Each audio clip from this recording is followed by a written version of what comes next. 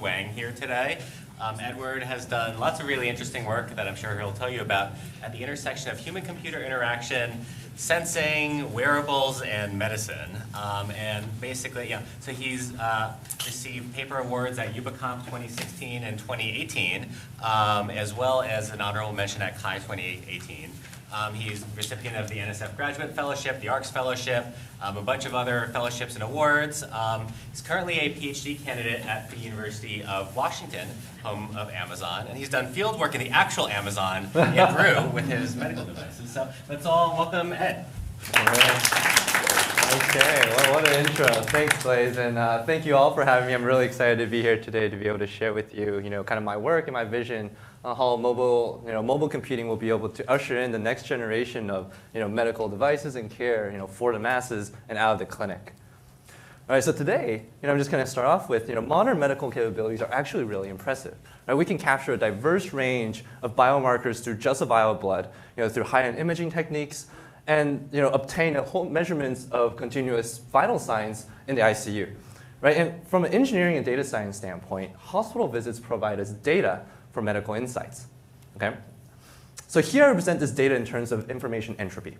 So regular checkups provide the opportunity to measure a small amount of information like lung sounds, behavioral surveying, and vitals. Right? So in this illustration, each bump is a single visit, and the height of that bump represents the entropy in that information. Okay? And how close they are is basically how frequently they're being measured. So now sometimes the checkup may not be enough.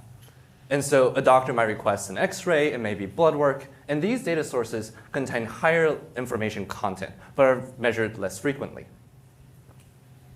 There's even individual genetic testing, which provides a very high gain in information, and slowly over time, as we better and better understand how genetic markers relate to traits and diseases, over time we get more and more information. Okay? And through these measurements, we're able to do things like diagnose the disease that you're actually in the hospital for, be able to assess risk factors like cardiovascular diseases. We can also monitor health at the populational level, like flus and tuberculosis outbreaks.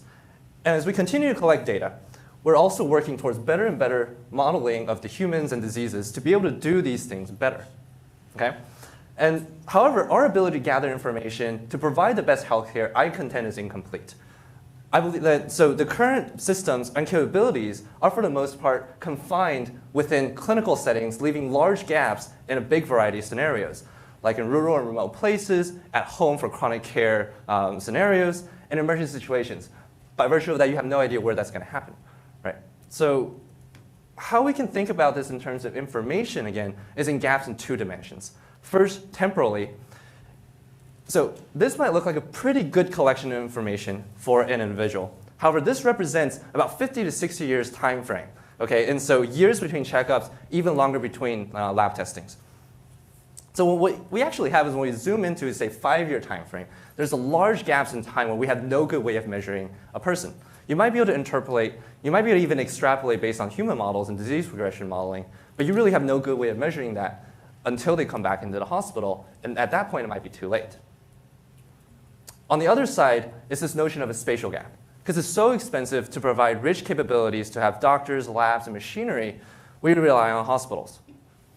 And we really don't have good capabilities to monitor our health at home, in mobile scenarios, and entire regions if they're way too remote from dense populations where hospitals are.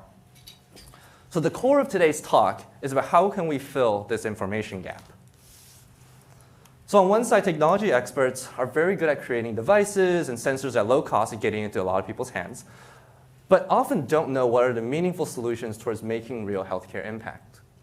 Now, there's this other side. We have healthcare experts who know the issues in their domain and what people need, right? But don't know and don't understand the limitations of technological methods to innovate in ways that can change the current reach of healthcare, and instead have to rely mostly on patients' self-reporting for out-of-clinic information.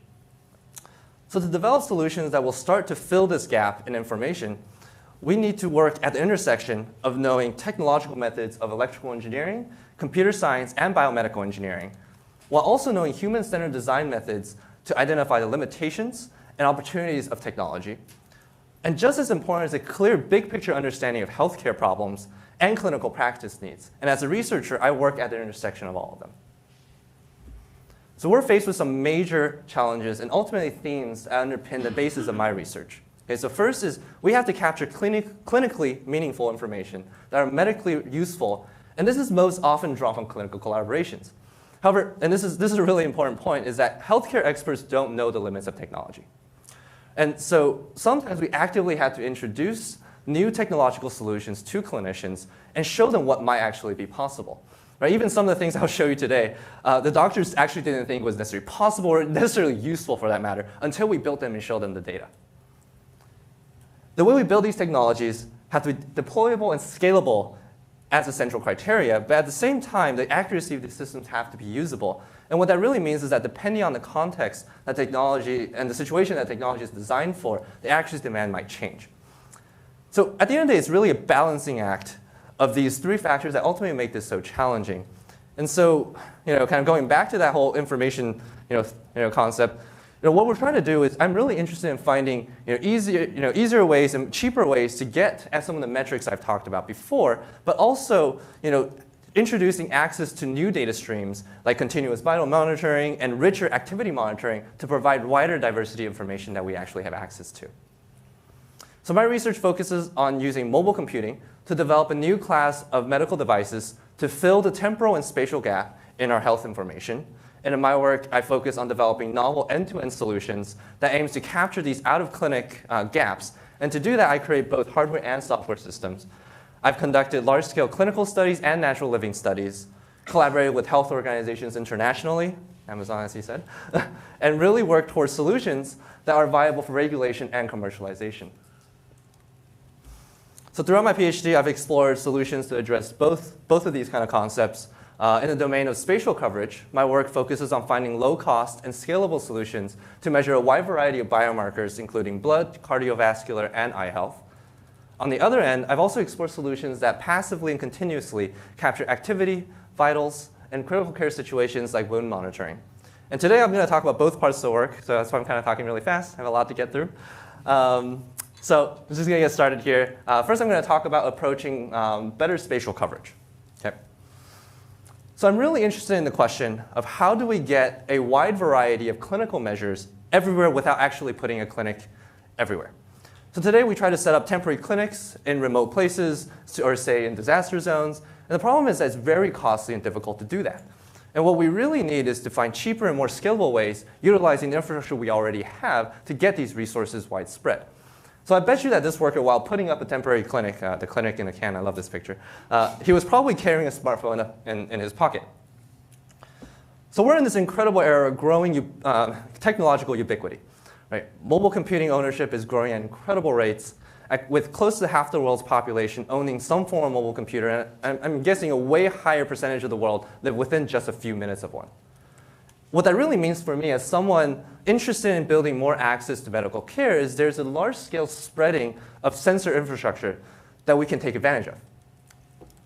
So these phones have a whole host of sensors already built into them, readily accessible. And in my PhD, I've explored how we can use the phone's internal sensors to perform a variety of medically relevant measurements like hemoglobin, blood pressure, eye pressure, and most recently, I've started exploring how we can do this for bone density. But for today's talk, I'm going to focus on the topic of how we can perform hemoglobin sensing with a phone for anemia screening. So measuring hemoglobin is one of the most important medical needs in the world. Having not enough hemoglobin, which is the protein that is responsible for carrying oxygen in your body, is a condition called anemia. And about a quarter of the world's population is anemic. Now, if you don't have enough hemoglobin, what happens is that your ability to function is heavily impeded because you don't have enough oxygen delivery, which can lead to fatigue, a whole host of developmental issues, and childbirth complications. Now, the current screening method relies on blood screening, which isn't a great option in the field or at home because of biohazard risks. So the last few years, non-invasive solutions are being explored that uses optical properties of the blood to measure hemoglobin using an array of visible infrared light sources without drawing blood. That's really cool. However, although these non-invasive solutions are attractive, the use of a dedicated device that has a single purpose still results in very high cost. So our solution, called Heme App, combines the convenience and non-invasiveness of optical measurements with the ubiquity of smartphones. So to use it, the user places their finger over the camera system, and the absorption of blood is measured by the camera. A set of features based on the camera's measurement is generated, and then a machine learning-based algorithm is used to estimate the hemoglobin concentration of the person. In this video, the person's finger is not covered for demonstration purposes. In the actual measurement, we covered their finger. Okay? So there's two main challenges of making Heme App actually work. Okay, first is the question of how do we deal with the issue of needing to separate out the effects of skin tone and other tissues in order to get at the blood. The second is what are the limitations and consequently the solutions that we do to make this work on a phone. All right, so a little bit of physics. So optical blood measurements work on the principle called Beer-Lambert's law. So here we have an illustration of the absorption properties of blood, which is consisted of, in the yellow, plasma, and red, which is hemoglobin. The higher it is in that wavelength, the more it absorbs. Okay? And so y-axis being absorbance, x-axis being wavelengths in nanometers. So what happens is that when you shine a known wavelength, the measured intensity is the product of the incident intensity and the attenuation due to the absorption of the constituents of the medium, alpha being the absorption coefficient. So mathematically, what we have here is that first, the Beer-Lambert's law gives us the measured intensity is equal to the incident intensity I naught attenuated by the negative exponential of alpha, which is the absorption coefficient, c, which is the concentration, and d, which is the distance traveled. Okay? I mean, really, at the end of the day, what you should remember is when alpha, c, or d goes up, the measured intensity goes down. Okay, that's all you really need to kind of remember from this equation. Now, in our system, the media under measurement consists of tissue, hemoglobin, and plasma. So there's an issue here is that when we do an absolute intensity measurement, that includes tissue absorption. Now, what we wanted was that when hemoglobin concentration goes down, when you're anemic, the color of the blood changes, right? And it becomes a little bit less red. And we wanted that, but the issue is that skin tone and finger thickness calluses, that all is represented in that equation. So what do? So to separate out blood from the rest of the finger's absorption, we take advantage of a phenomenon called photoplethysmography. I thought I was going to get this right. So, PPG for short. Okay? So when your heart beats, a little bit of blood comes into your finger. And what happens is when you shine the same amount of light through, right, you get the amount of absorption changes. And what that looks like in the time series is that the fluctuation in intensity actually captures the contribution of blood. And that offset is due to tissue. And so mathematically, again, what do? Right, so we do some signal processing, and we get the peaks and the trough of the PPG. And what happens is that when you divide the intensity measurements, so the equation is really dense, so I'm just going to walk you through it. There's only really 2 points that are really important. It's first, when you divide these things, the intensity that is contributed by the tissue, the D does not change. The amount of tissue in your finger in a cardiac cycle does not change. Okay? Now, every time your heart beats, a little bit of blood comes in, goes out, comes in, goes out, and that's represented by D1 and D2. D1 does not equal D2. Right? So what happens is, nicely, we can cancel out the absorption properties of tissue, and we're left with the absorption properties of hemoglobin and plasma. Now we have an exponential here. We do some kind of simple trick where we take the natural log of that, and we nicely get rid of the exponential to get a linear equation. And why is that nice is that really what we want to know is the concentration of hemoglobin and plasma. And when you have multiple unknowns, you need multiple linearly independent equations. So what do? We shine another wavelength of light that captures at a different absorption part of this absorption spectrum, which gives you different alpha. So the alpha denoted here, lambda 2, it's a little hard to see, but the alphas are different. So the concentrations are the same, but you have different alphas, which gives you different equations. Now, I'm going to talk to you a little bit later about what the wavelength we actually choose. So bear with me here. Okay.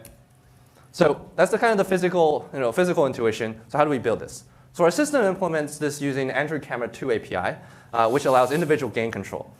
This is the Generalist signal processing pipeline that helps get at the PPG. First, a RGB video is recorded at 30 frames per second. We then apply a region of interest mask, which is based on the threshold of signal power. And then we extract the PPG signal for each color channel by taking the mean of the ROI. We then apply a denoising step with a bandpass filter with a passband from 0.8 to 10 hertz so that we can filter out the breathing, words. We then take a heart rate detection using an FFT, and then we feed that into a peak trough detection step, which is what we need for the absorption coefficients, for the absorption due to the Beer-Lambert's law. Now, what do we need now is the alphas at those wavelengths. And here we're presented with the second challenge. So the question remains with the current algorithm is we need to know in tight bounds what the input wavelength to the Beer-Lambert's equation is. And that comes down to what kind of hardware we actually have, and which is limited to the camera system. So hemoglobin measurements, so I'm going to give you a quick overview about how the commercial system does this. So typically they do this by first shining a 680 nanometer light, which is red. And then the absorption of plasma, which is very high in concentration of water, has a very high absorption past 1,000 nanometers. So what they typically do is do a 1,300 nanometer light. And on top of that, hemoglobin, so I've been talking about hemoglobin as if this is one thing. But actually, hemoglobin is not a singular compound. It depends on what oxygen or if it's carbon dioxide is bound to it. And depending on what is bound to it, the actual absorption changes. And so that distribution changes. So basically, you get more unknowns. When you have more unknowns, what do you need? You need more wavelengths. So what they do is they typically have 5 to 7 LEDs between the range of 500 and 900 nanometers to try to disambiguate these things. OK, so what do we got? So we have a CMOS camera sensor with a sensitivity of 400 nanometers to about 1,000 nanometers or so, a typical white flash LED that covers the visible range as our input. Now, typically, a high attenuation IR filter attenuates past 750 nanometers, okay, so that you can take a picture that actually looks like what your eye sees. Now, in our preliminary work, we wanted to measure the response in IR. So what we did was we incorporated external IR sources to be able to capture this range.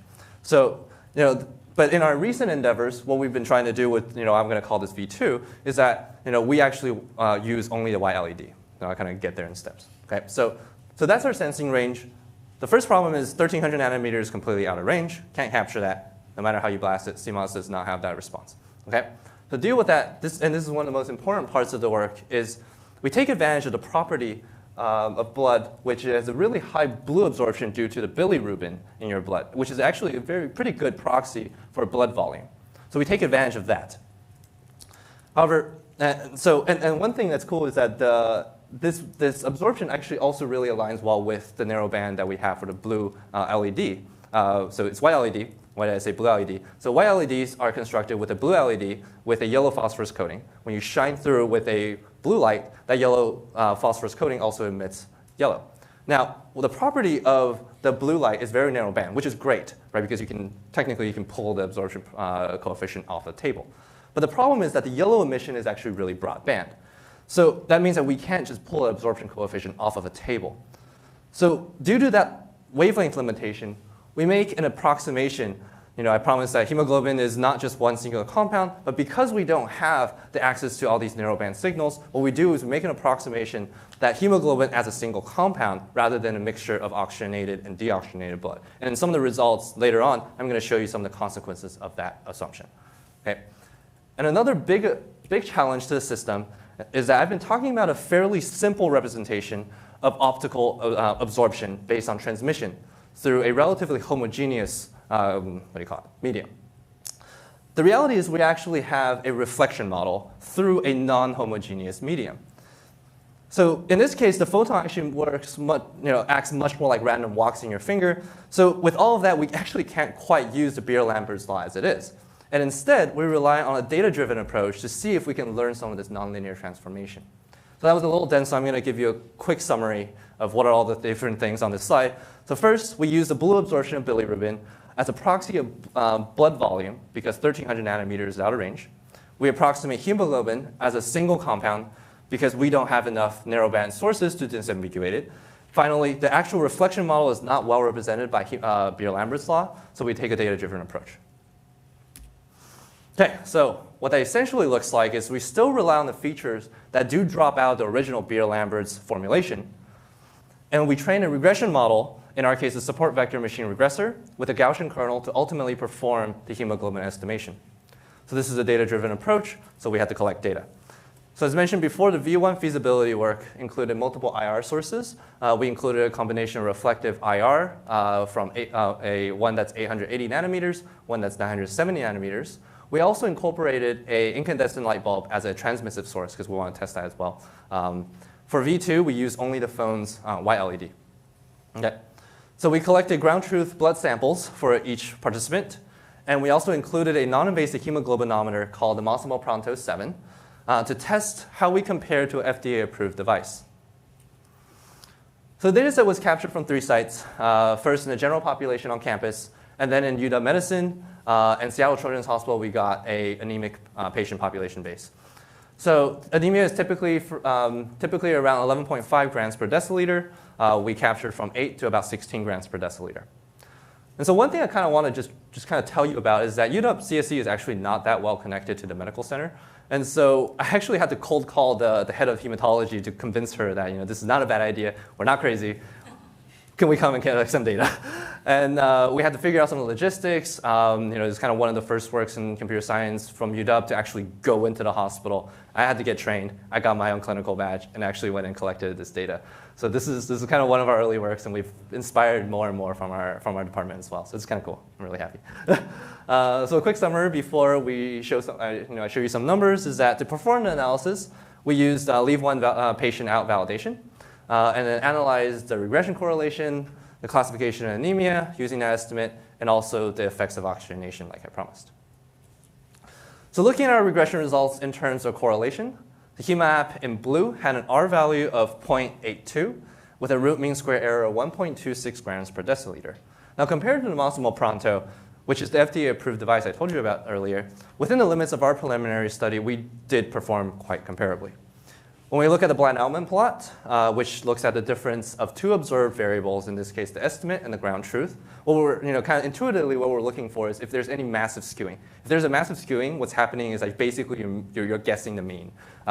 There's no such skewing on both of our systems, so I don't think we're doing that. I think you can see that in the regression as well. But sometimes you can get very similar numbers by just mean tracking. In this case, you probably could have. So that's really important. So for the most part, our initial results are pretty promising. But what does that really mean in terms of anemia screening? So looking at the classification results, when we apply the WHO's anemia thresholds based on age and sex, we find that the hemoglobin estimation worked pretty well. The gray is the correct estimates. What we do have is false positive and false negatives kind of right at that border, but that's not really too shocking given our mean errors. Looking at sensitivity and specificity of Heme App and Pronto, again, the performance is mostly comparable. Our system's a little bit more tuned in the sensitivity. There's a little bit more specific, but I think that's really just what point on the ROC curve we picked and what part on the ROC curve they picked. I think that's really a tuning factor. So most of these results is what I actually presented about 2 years ago at UBComp. And after that initial feasibility, we got a lot of attention worldwide. And at some point, there was an article that was written in Spanish. And I got a flood of grant proposals for collaborations from Peruvian NGOs.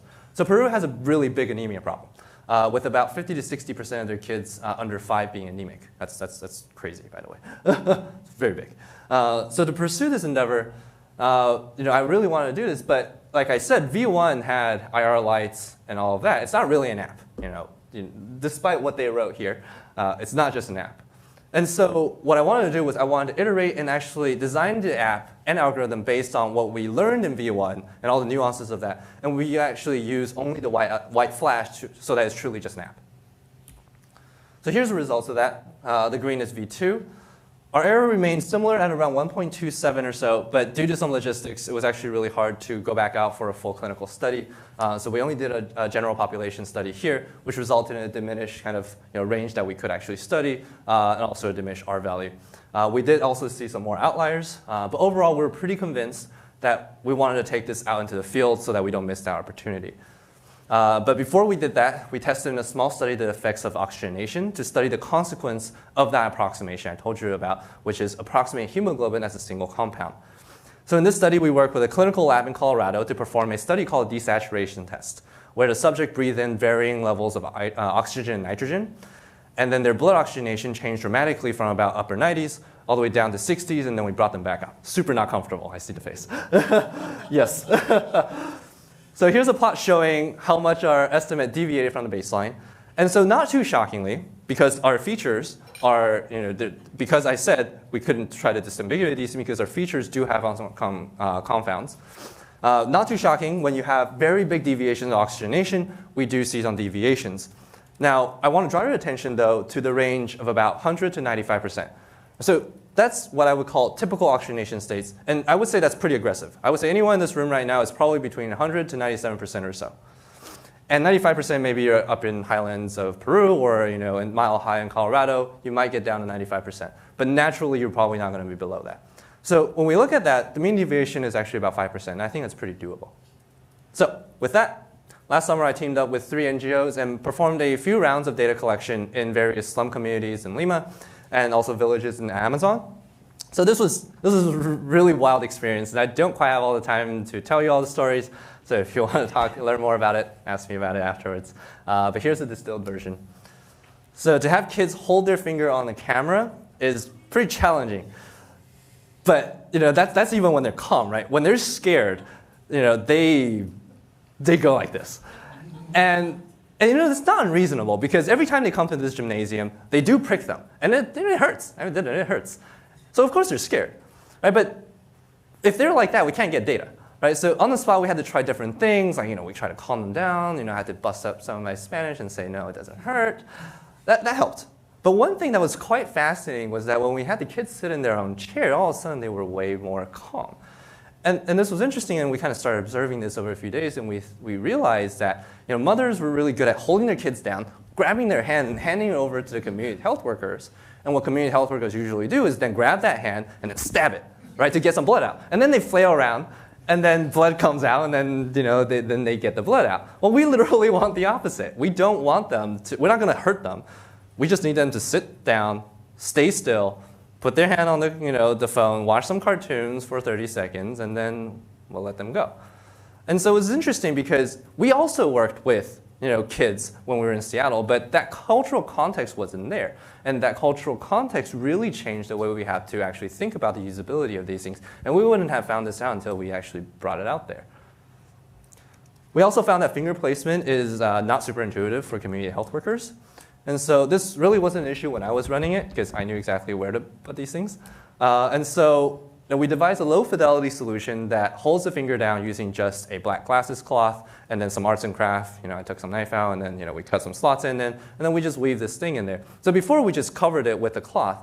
And personally, I really love this. This is super ingenious. It not only also helped us with some signal quality, it did exactly what it needed to do, was hold the finger down in the right place. So the harsh reality is we learned that through this deployment, we actually had a lot to do before we're ready to go back out in the field. Our accuracy needed to improve. We needed more noise-resilient algorithms. The usability of the overall system, we really needed to dig into a little bit more, a lot more. So the road to widespread health monitoring is, I believe, pretty long. And I'm already working on some of the next steps. So our algorithm is improving through more tightly integrated clinical studies, aiming towards getting more representative data sets and bigger data sets. I'm also working with the Uganda Cancer Center to continue working with a diverse population and different cultural backgrounds. I've also had the opportunity to translate some of the work I've done with Heme App towards commercialization as a spin-off from UW called Stenosis, which is now acquired by Google, and working within Google to inform some of the health initiatives in the next generation of phones and smart devices. And recently I learned that my work is actually responsible for kicking off a new cross-company and cross-organizational initiative on global health technologies. I'm really excited about. Looping it all back, though, so the goal at the end of the day is ultimately impact the way healthcare will be performed. So I think the accuracy of such systems may never quite be as accurate as invasive solutions in clinic. But the ability to perform these measurements far more frequently in a more naturalistic environment has the potential of capturing trends before a clinically driven system can feasibly do so. Right, so in one of our current collaboration with the Fred Hutch Cancer Research Center is that we're looking at how our phone system can track a sickle cell patient over the course of a year, and whether or not we can ultimately actually lead to earlier detection and intervention for critical readmissions. So in this case, oftentimes for sickle cell patients, after the transfusion, they drop suddenly, and we want to be able to catch that. They drop naturally, but we want to catch those sudden things. So this is an illustration right now based on our error bounds. But I believe we can actually achieve something close to this. And what's interesting about this is that we started off on this section of the talk about spatial, right? really trying to start this project on how can we get hemoglobin measurements everywhere. But we're actually solving a temporal problem here, right? We can get these measurements at home, but because they're at home, we can measure them much more frequently. And it actually is not just about spatial, it's actually, as we work on these problems, there's kind of a duality about them. So I'm going to switch you guys up. I want to talk about the next aspect of my work. And so the flip side of the coin is a whole suite of care that acts much more like an ICU system, one that can keep track of our health in a passive and continuous fashion, in a way that can actually be useful for day-to-day monitoring without making you feel like a patient all the time. And so when we bring continuous sensing out of the clinic, we're faced with entirely new challenges. So when we look at measuring a person in the wild, what we have is the interplay between the vitals, the biomarkers, and cognitive states with activity, social environments, and physical environments. And that interplay can sort of be thought of from a systems viewpoint, where we really want to understand the human and their health in the middle. And what we can measure is the input, in this case activities, the food that they eat, the environment, and the output, which is the vitals, the biomarkers, and the cognitive states. So in clinical data, such as with electronic medical records or intensive care units, what we have is that we have a lot of data where there's tons of database ready for mining. Right? And so researchers are starting to build really rich interconnected models for human modeling and disease progression predictions. And we really want to be able to do that out in the wild to be able to understand people when they're not in clinic, also to build priors for that clinical data. We want to do that. But I believe that we have a really big gap before we're actually ready to start building models that are truly representative for these natural living situations. So the first challenge is that we're still in an era of very information-poor capabilities. What we really need is the ability to capture an even more diverse set of inputs and outputs. But not only do we need a more diverse measurement, we also need to work towards capturing these measurements without affecting the behavior of these measurements as we observe them. So for the remainder of the talk, I'm going to focus on two different projects. The first about how we can use simple magnetic sensors to track a whole range of activities and environments of a person. And the second is a pair of glasses that can continuously measure a person's blood pressure. So I'm going to shift gears on you, and we're going to stop thinking about blood and heartbeats, and I'm going to chat about radiated electromagnetic interference, EMI, and how we can harness that signal to better understand a person. So beyond exercise and mobility, there are a whole variety of other activities throughout the day that are hard to capture with the current accelerometer-based activity tracking. So EMI is everywhere in our modern world. Many of the things you come across as you go about your day will emit EMI. And these EMI signatures differ. So here we have a spectrogram measured using a coil of wire. And this is the EMI spectrum from 0 to 22 kilohertz, the y-axis being frequency, x being time, scaled so that you can actually see everything. So here's 4 different devices. The first is a dimmable light bulb, producing every harmonic to 60 hertz I could measure. Our remote's PWMing at 37 kilohertz, and those are the harmonics of it. The alternator of a bus spinning as it goes faster and faster and faster. You get that change in frequency. And then non-gas stoves, distortions, and power mains. What we can do is distill these EMI signatures into features through a domain knowledge-based approach, having a really strong understanding of the underlying electronics and distilling that information through that lens. So I don't quite have all the time, so I'm just going to give you a quick summary. So what we did was we had a selection of 49 features capturing power line harmonics, dominant frequencies, and how those changes temporally. We also have features that can generalize such that I can capture different device states, from stable states to transient states. I almost said disease because I'm so used to saying that word. Finally, we utilize a random forest classifier to perform the classification. So the reason we want to utilize a random forest here is because device enters different states and functions, and when it changes states, the underlying mechanisms might change. Okay? And then what we want to do is still want to be able to classify them into the same class. And so random forest actually has a nice property that can capture this within device state variations really quite well. So real quick is we have a confusion matrix here demonstrating the classification accuracy between a variety of different things like kitchenware, vehicles like cars and buses, and things in the living room. And for the most part, we perform pretty well. There's a few confusions here. For example, buses are confused with shavers. And I mean, kind of intuitively makes sense, right? I mean, you have a shaver that's an electric motor that's really close to this, and you have an electric motor that's kind of that far away. They kind of produce similar things. But I don't think this is the point. The point is that what's important is that magnetic sensors are commonly being incorporated, and it's feasible to think that you're going to have a sensor fusion approach where you have accelerometers, GPS location, and sound levels to be able to kind of marry all this information. And what we're introducing is a whole different data stream that can be used to disambiguate between that fusion matrix I showed you, when we can really think about is being able to combine some of these different data streams to do a much richer activity monitoring. So that was just a sample of what we can do with magnetic sensing for activity and context. I've also explored the use of capacitive sensing. I'm not going to go into detail of that today. But what I do want to talk about is how can we get your vitals in a much more unobtrusive way. So the project is called Glabella, which is a pair of glasses that can track your blood pressure very unobtrusively. So current methods of taking your blood pressure at home is to use a blood pressure cuff. And that's only able to capture the average blood pressure. However, blood pressure changes throughout the day due to daily activities, stress, cognitive states, what you drink, what you eat, whether or not talk's boring. Thank you. And we really don't have a good way to capture this interesting signal in a relatively unobtrusive and passive way. So what we came up with is a way to measure the change in a person's blood pressure throughout the day passively. So Glabella is a pair of glasses with optical sensors placed strategically on the face at 3 different sites. First on the nose piece here, right in front of the ear, and then right behind. And these optical sensors capture each heartbeat again using PPG. No math this time, PPG. So instead of being interested in the amplitude of the signal, however, this time we're interested in a timing difference. So why is there a timing difference? That timing difference is that there's different parts on your, and so these paths are different, and the pulse wave that's generated from the heart takes different times to travel that. And so this timing difference is called pulse transit time, and it is inversely correlated with blood pressure.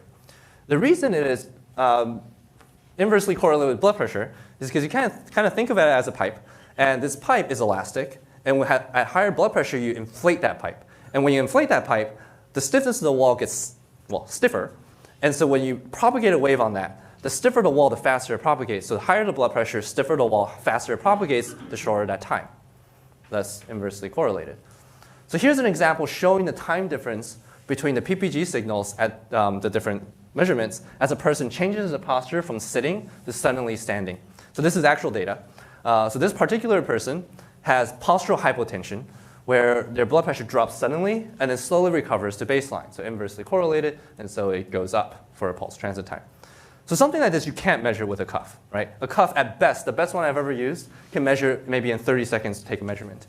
The time scale on this is about 25 seconds. No way you can measure that with a cuff.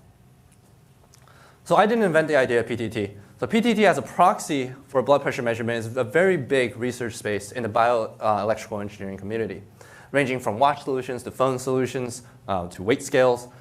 However, one of the biggest flaws with these existing solutions is the inability to be used in a free natural living environment, right?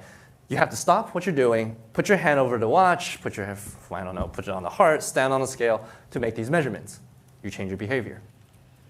The innovation of Glabella is the unique form factor that can allow the device to capture reliable signals and capture pulse transit time in a way that does not alter the user's behavior. And that form factor is also feasible to integrate into a variety of different form factors as helmets, headsets, and to perform in-activity monitoring. So how do we test this idea out? Right, and ultimately deploy this device with people to be used. What we had to do was first we iterated in the initial prototype where we got things from SparkFun, just strapped it once a pair of glasses and we tried it to see if it mildly works. I took my blood pressure throughout the day to see if it had any inkling of working. And then we ultimately, once we decided on feasibility, we started building more and more custom parts. The last one is my colleague Christian Holtz built a 3D printed with flexible PCB lining the pair of glasses. It's really sleek. So the glasses ran on a PSOC microcontroller with optical sensors embedded in a way that it's actually really difficult to tell that it's a device once you put it on. It just looks like a pair of glasses. So from these hardware, these optical sensors output an analog optical signal. And a quick summary of the signal processing, just kind of fly through this, is that we denoise the signal with a bandpass filter. again, to reduce the breathing noise. We then capture the start of the pulse wave, which is actually best captured using the maximum deceleration. So we take the second derivative, and we take the peak of that. We then capture we then access the signal quality using correlation measures.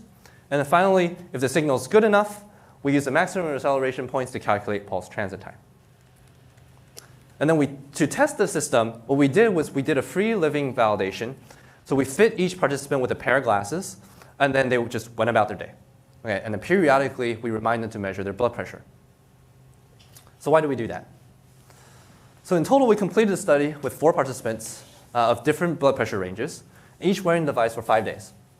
And so because we did a natural living study, the fluctuation you see here, right, is actually due to normal daily activities and not because we gave them particular drugs or because we had them do biking exercises to spike or drop their blood pressure.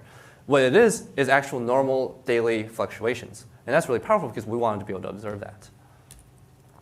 So what we see here is a correlation between the inverse pulse transit time measured by glabella and the blood pressure reference. So overall, the Pearson correlation ranged from 0.64 to 0.84, being 3 of them being, I think, 0.84 and 0.83. Yep. And the Bland-Altman plot shows a little bit of skewing, but overall, I'm very confident we're not just mean tracking. So our initial results demonstrated an interesting form factor can actually use and take full advantage of the passiveness of PTT. Now, calibration is still a totally open question. This is currently being actively researched in the field, and some of the things have shown good single session calibration ways of elevating your blood pressure. And then you kind of, what this is, the picture of it is it's called a cold pressor test. You put your hand in 4 degrees Celsius water, really cold, your blood pressure spikes. I really like these experiments that don't feel very good, apparently. So your blood pressure spikes, and you can measure that and do a calibration. So you can imagine a single session while you're fitting the glasses, you can do something like that. Now, alternatively, I actually think there's an opportunity to look at this very continuous measurement from an angle of daily trends and anomalous spikes and dips, much like the way that absolute step counts may not be that kind of revealing as a direct measure. You can kind of think of it, when we really want to understand mobility, we're looking at daily, weekly, or even yearly trends that's much more interpretable. And something like that could be applied here. So that said, I'm actually still working closely with collaborators at the UW Medicine's anesthesiology to integrate our system into an eye protector commonly worn during surgery. And so what's exciting about all of this is that we originally built a pair of glasses so that you can wear throughout the day, like during talks, so that you can measure blood pressure. But what was cool is that when we developed this and we published this, someone at UW Medicine read about the paper and thought, well, this is really cool. You guys are doing this for out of the clinic, but actually, during surgery, we usually don't catheterize everybody. Catheterize is basically putting a pressure transducer into the artery. They don't always do that. They only do that for pretty specific surgeries. Most of the time, what they do is they put a blood pressure cuff on, and that thing just inflates and deflates every 3 minutes. Imagine you're cutting someone open, and then a cuff inflates in front of you. And he's like, this is really not fun. And so he's like, well, I don't know how good your thing is, but what we want to do is, could we help you get into a much more rich data set where we build this thing that is actually usable, going through basic regulations and saying, okay, we're going to put this thing on someone who's getting a 7-hour surgery and their blood pressure is going to go up and down, up and down.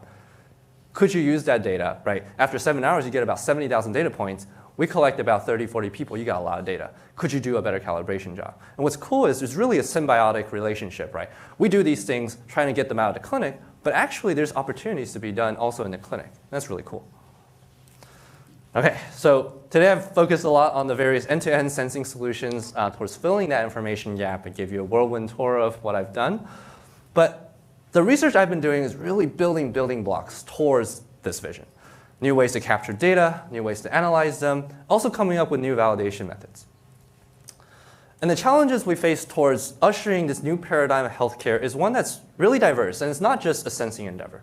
Okay, it's one that intertwines usability, new architecture platforms, and inescapable, we're going to have to work with governance and ethics towards usable practices. And the challenges and opportunities ahead is really exciting, and before I close, I'm going to share with you, just a few of these cross-domain challenges. Okay, so first I want to talk about is targeted information capture. So today I focus on the aspect of capturing more and more diverse information, but a really important direction to push towards is capturing all that information in a targeted manner. And really, this is an issue of balancing sensing and privacy. And so something I've been thinking about is how can we capture respiratory issues, like coughing, without recording speech all the time? And so an interesting way to enhance speech recordings is to train a speech denoising autoencoder. So I propose doing the opposite. What we might do is instead of training on speech, we train a network with cough samples to get an embedding that recovers cough and continue reducing that middle layer until we get a minimum embedding that we need to recover cough. What we would aim for is an embedding that's too small and poorly represents speech, and leading so that when you do measure from any speech, it'll come out completely garbled. At least that's what we hope for, right? And ultimately, something like this you can potentially build at the silicon level as an actual hardware front end to a microphone, such that when that analog signal comes through, it never gets digitized, right? And so try to minimize some of that data exploitation. Okay. In the same vein, a new collaboration I have with computational fabrication is to use fabric sensors to perform infant vital monitoring, which is much more private than camera solutions. However, fabric sensors tend to have really poor narrowband characteristics, so, which means that it's really difficult to hone in on the signals of interest, right? And so what we're looking at is different macro structures like layering, latticing, and embroideries to be able to tune the response characteristics of these fabrics. Ongoing work, I got pretty pictures, we're still thinking about it. So moving on, promise I'm done, this time about how usability can actually enhance data analysis. So many of the measurements we make on a person is often intertwined, and absolute measurements aren't always very meaningful. So I think a good way to unpack this is through micro-experiments. So a classic example of a micro-experiment is the tapping of the knees to test your neurological response. Okay, so this is important because we set a condition and an expectation. So if you don't twitch, there's an issue. Okay? So another example is here's a sample measurement of how, depending on a person's stress level, so the topic is rhythmic breathing and the different rates of that rhythmic breathing. What we have here is that heart rate is also being modulated depending on the stress. And so depending on the stress level, that frequency that it actually gets enhanced or blunted changes. And so in this case, this person is having a strong correlation at about 0.3 hertz with some amount of delay. And so this was some work we did trying to do sleep apnea monitoring without actually doing a sleep study. We're trying to test some of these ideas. And so in this way, instead of simply measuring heart rate, which varies regularly as you sit there, as you walk around, they all change, we set a condition on that observation. So to close off, those are just a few near-term stepping stones towards expanding our health information capture. Now, there's obviously a lot of work to be done, like how do we actually build these priors in a way that we can connect the information to clinical data, how to deal with hypochondria, and without adding even more burden on clinicians. And honestly, I think we're still at the starting blocks of it all, and we're still trying to figure out what are the right ways to do a lot of these things. For me, I'm a strong believer that through more diverse access to information and better control of the information we do capture, we'll be better equipped to start to unpack this really complex problem. So with that, I'd like to recognize all of my collaborations in medicine and industry, and for the NSF for funding parts of my PhD. And for all of you for listening, thank you all very much. I would like to take some questions with my remaining time.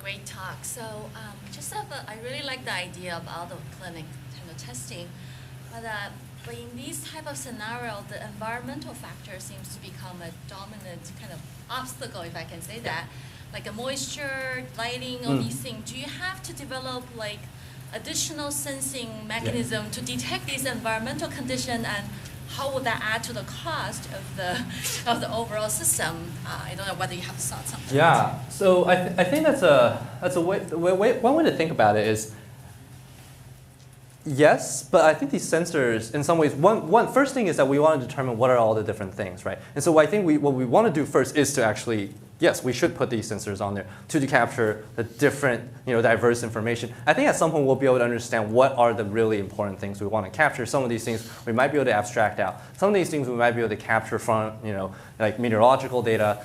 We might be able to capture some of these things through, kind of environmental monitoring without wearables. We might be able to do kind of these things where it's, combining sensor networks, information with wearables. But I think the first step is really kind of trying to think about what are the diversity information. And you know, I don't want to say it this way in the sense that like we should think about costs as a secondary thing, because obviously my first entire talk is about, you know, cost reducing through reuse of sensors. But I think from a out in the wild sensing, right now we're still at the point where I don't think we fully understand the nuances of a lot of these things. So I do think we want to capture a lot of them first, and then we work towards reducing. Who raised first? I have a follow-up question. Okay. In addition to environmental data, it would seem that there's a lot to be gained by contextual information. Yes. So if you actually kind of knew what people were doing, yes, you might be able to get around some of these problems. So how do you think about bringing in completely different modalities of information? Yeah, I think a lot of social environment based, you know, like there's a lot of digitized information that's already being, you know, generated, right? And I think that's a really interesting next step for these things. We don't have to do all physical sensing. I haven't explored it, but some of that work is actually really rich already. And so I've started reading about it, but I haven't done anything in that. But yes, I think I agree with that point. Next. So I guess related to both of these last two questions, you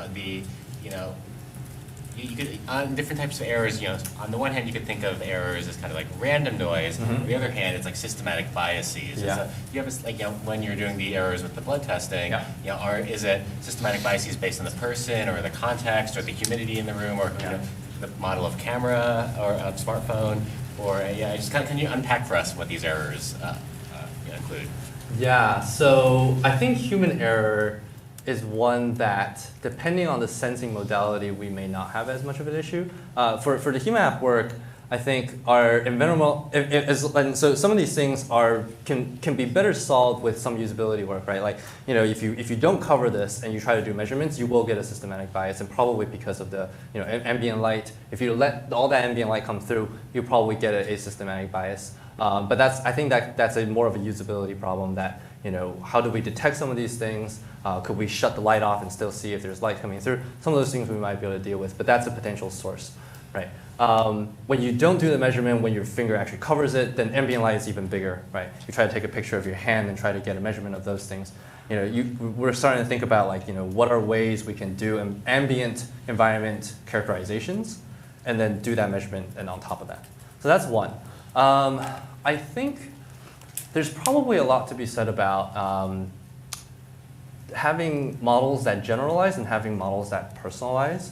And so for the sickle cell work, I think that's one that, you know, we're trying to see if we want to do a personalized model, could we reduce some of that noise? And that noise being some of the, you know, the human variations. That I don't know if the equation I've given you, right, gives somewhat of a model of what happens, but even in the earliest work of you know, pulse oximeters. So pulse oximeters measure oxygenation state using very similar physics. They use that same physics, but they had a problem for people with very dark skin tones, right?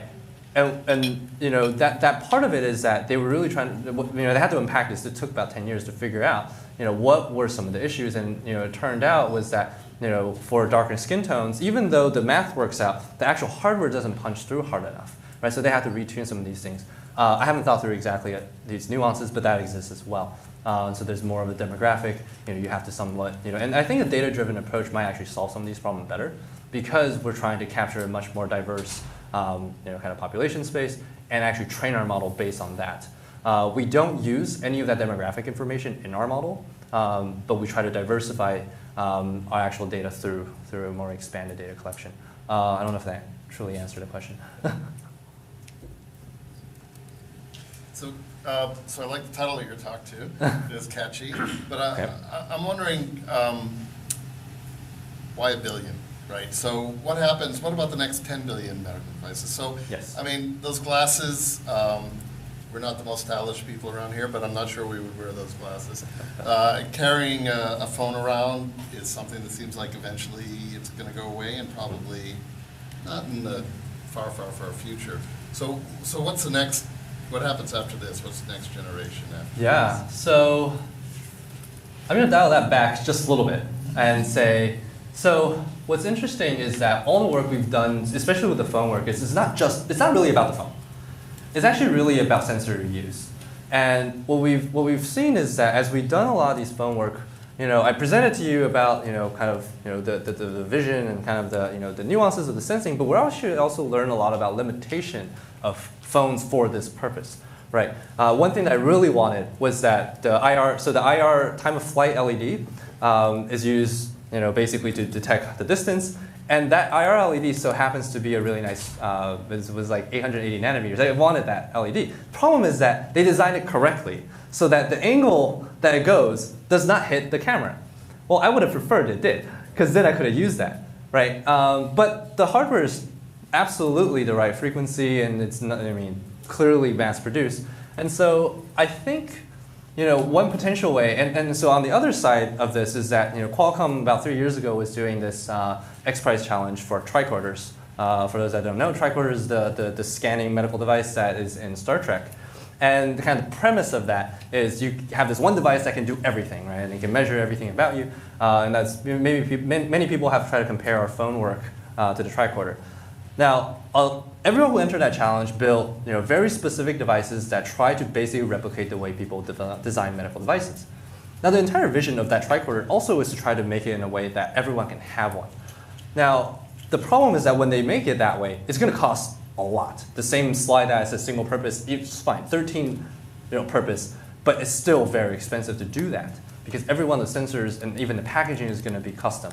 And so, thinking about that and also thinking about the kind of premise of sensor reuse on phones, I think we can kind of find somewhere in the middle where we try to find, what is exactly that thing that we can solve the 13 things we want to measure, like, white blood cell count, hemoglobin counts, eye pressure, whatever, all those things, into this one where we reuse the sensors. We use a camera as much as possible. We use the same lens as much as possible. The lens what we get is the lens that is used in commercial CDs or whatever. Like things are being made in, I'm going to use this word, more than 1 million, in mass quantities, right?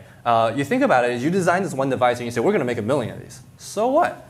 1 million of these things is still not going to cut the cost down. It's not that much. Samsung makes phones cheap because they reuse things probably from their TV, from the refrigerator, so on and so forth. They all just a lot of phones.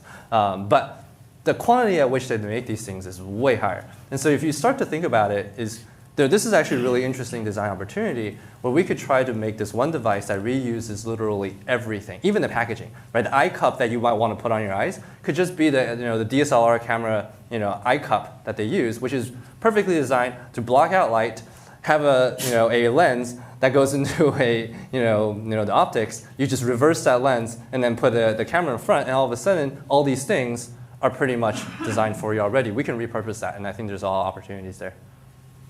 Really long-winded. Next. Oh, yeah, whatever. Kind of a follow-up on that.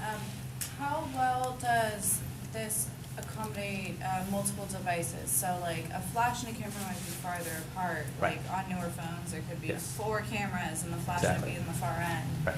And in developing countries, they might be using very different kinds of devices with very different styles of flashes or cameras. Is it accommodating to different circumstances? So I have a few answers to that. One is that actually in our 1,000 people study, we're trying to characterize different phones with different, basically flash distances. We're also trying some benchtop experiments to see if we can have just basically the algorithm transfer from, basically one we develop and then move over to that, right?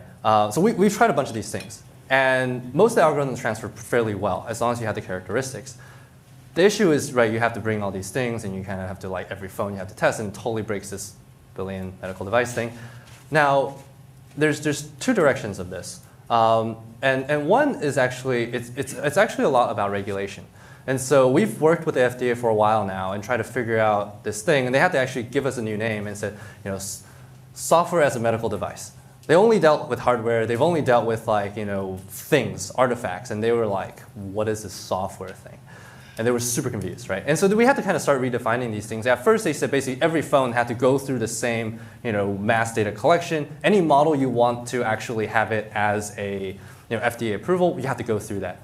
And then we were like, well, research done, right? We're not going to do this anymore. And then we kept working with them, and they said, okay, if you can demonstrate transferability, I think that's reasonable as well. And I think as we move more and more towards, some of these things, I think one thing that you kind of think about is maybe not every phone will be able to do this. But I think if we can have a subset, maybe even just 5 phones, 5 phones that are cheap, that are often being used, that's actually really powerful as well, right?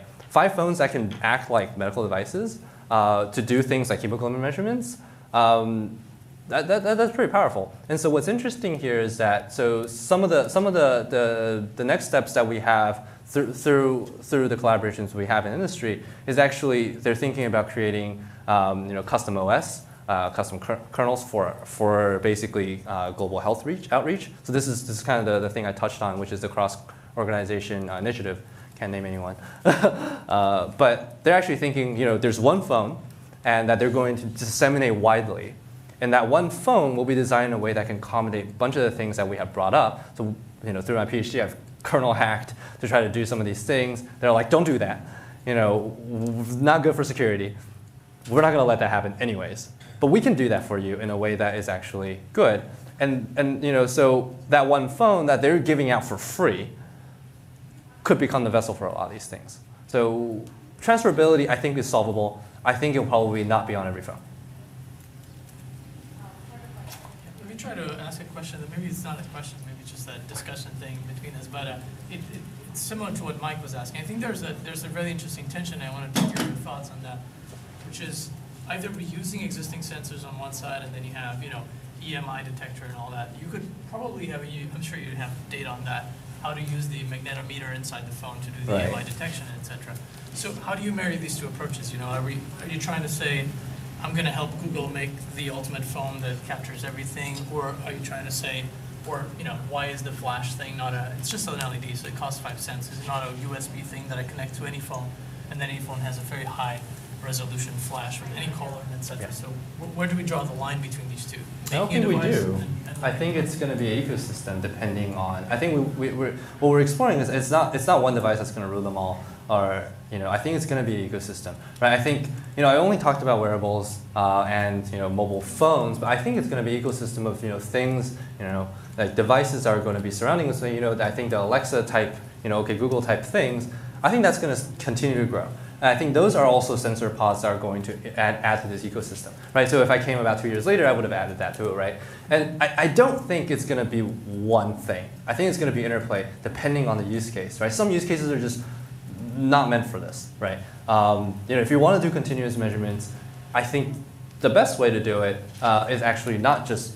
Some people say, wearables is going to be the one that's stuck on you all the time. It's going to measure it. I don't think that's the right way to think about it. I mean, I wear this thing almost the whole day. I go home, I take it off, right? And it's funny because I had to stop. It's like, oh, well, I don't get to measure my heart rate when I'm sitting at home watching TV. And I was like, oh, maybe I should go put this back on. I was like, well, that's stupid.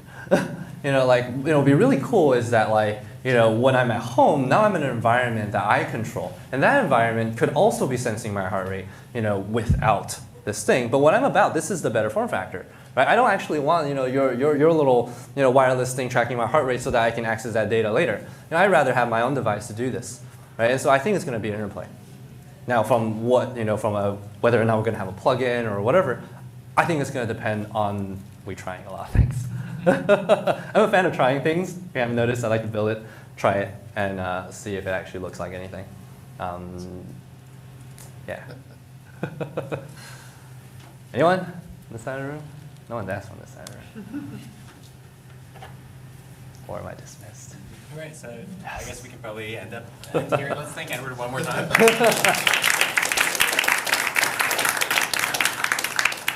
We can watch your blood